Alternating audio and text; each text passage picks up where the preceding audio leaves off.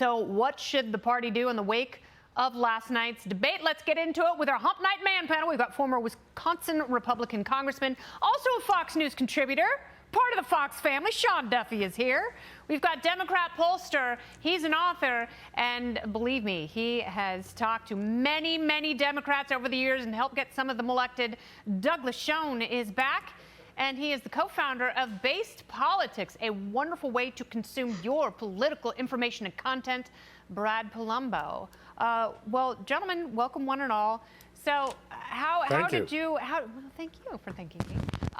Sean, how did you take in last night's debate? What were your thoughts? First of all, I'm taking in your intro to the segment, and I'm hearing that you want to have a beer with Fetterman. Are you crazy? I'd rather have a beer with Oz. This guy he'd be the most boring beer you'd ever have, Kennedy, and you have an exciting life. With that said.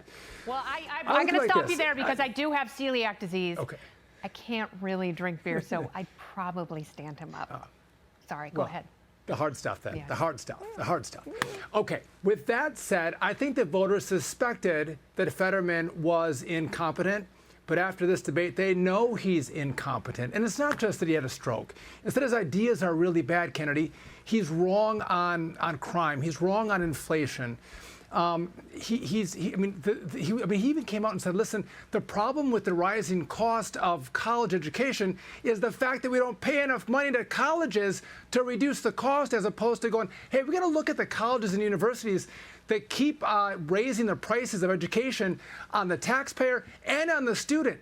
Across the board, his policies are a failure. And by the way, he was looking for mercy last night, saying, listen, I fell down, I had a stroke, I'm like you, I get back up and I fight again. But he's had no mercy on the voters of Pennsylvania who have been crushed economically by his policies and Joe Biden's policies. All right, so Doug, and obviously you have consulted with various Democrat campaigns. If you were on Fetterman's team, would you have let him debate? I think they felt pressured, indeed, even compelled to debate. As you remember, Kennedy, Fetterman dodged and evaded any explicit acceptance of invitations back in September. Dr. Oz wanted to do 5 debates.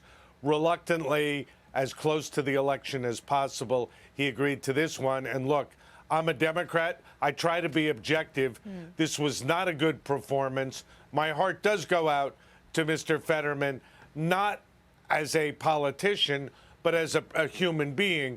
But as a matter of politics, he was 2 points down. I'm sorry, 2 points ahead going into the debate. I suspect it'll be tied or he'll be behind in the polls that come out subsequent to the debate. Yes, and you've had over 600,000 votes cast in that state. I wonder if any of them are having a little voter's remorse this morning and what it does to the race. I'm actually surprised, Brad, and you're not going to get this reference, that Dr. Oz didn't look at him and say, I'm a rather brilliant surgeon.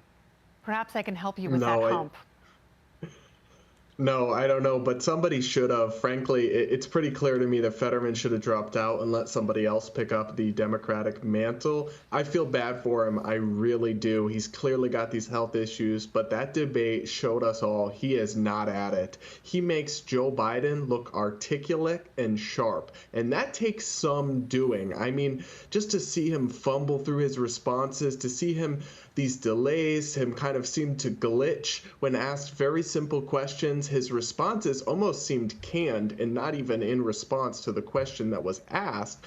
It's not ableist to point out the fact that you need to have a certain level of mental acuity and sharpness left in you to be a United States Senator. Well, and I think it's pretty clear that he doesn't have that anymore. That's also a really good point, because you know what? It's not just about age. You know, we've had a pretty robust national conversation about competency and, you know, cognitive decline, and cognitive power is something that we actually value in politicians right now. And there's not going to be closed captioning the way he had it last night in the Senate. It should be a very hard job. It should be very challenging, and it's also about nuance and words and relationships. So I think those are the things that voters are going to take into consideration instead of condemning themselves as ableist for wanting to be appropriately represented in the United States Senate.